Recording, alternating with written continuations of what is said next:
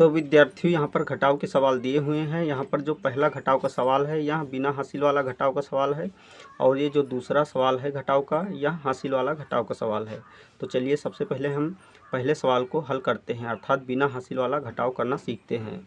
तो विद्यार्थियों इस सवाल में हमें संख्या 7659 से संख्या 3425 को घटाना है, तो घटा लेते हैं। तो घटाव सदैव इकाई से करना आरंभ करते हैं। तो सबसे पहले हम ऊपर देखते हैं कि संख्या 9 है और नीचे संख्या 5 है, तो संख्या 9 से 5 को घटाते हैं। तो 9 से जब 5 घटाते हैं तो घटाव 4 प्राप्त होता है, तो इसी के सीधे हुए नीचे संख्या 4 लिख लेते हैं।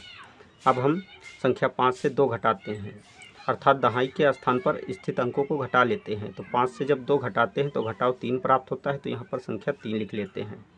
अब हम संख्या 6 से 4 घटाते हैं तो घटाव 2 प्राप्त होता है, तो यहाँ पर संख्या 2 लिख लेते हैं। और 7 से जब 3 घटाते हैं तो घटाव 4 प्राप्त होता है, तो यहाँ पर संख्या 4 लिख लेते हैं।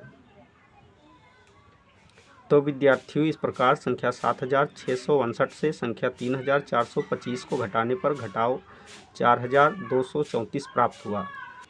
अब हम यहाँ पर हासिल वाला घटाव करना सीखेंगे।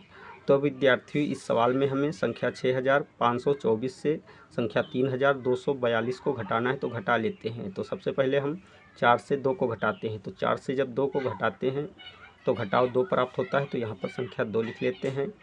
अब हम देखते हैं यहाँ पर ऊपर संख्या 2 है और नीचे संख्या 4 है। चूँकि संख्या 4 2 से बड़ी है, या कह लीजिए संख्या 2 4 से छोटी है, तो इस स्थिति में संख्या 2 से संख्या 4 घटेगी नहीं। तो हम संख्या 2 के ठीक पहले वाली संख्या अर्थात संख्या 5 से 1 हासिल लेते हैं, तो यहाँ पर हो जाती है संख्या 12, और 12 से जब 4 को घटाते हैं तो घटाव 8 प्राप्त होता है, तो यहाँ पर संख्या 8 लिख लेते हैं।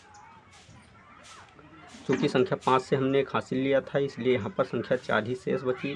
तो 4 से जब 2 घटाते हैं तो घटाव 2 प्राप्त होता है, तो यहाँ पर संख्या 2 लिख लेते हैं। और 6 से जब 3 घटाते हैं तो घटाव 3 प्राप्त होता है, तो यहाँ पर संख्या 3 लिख लेते हैं।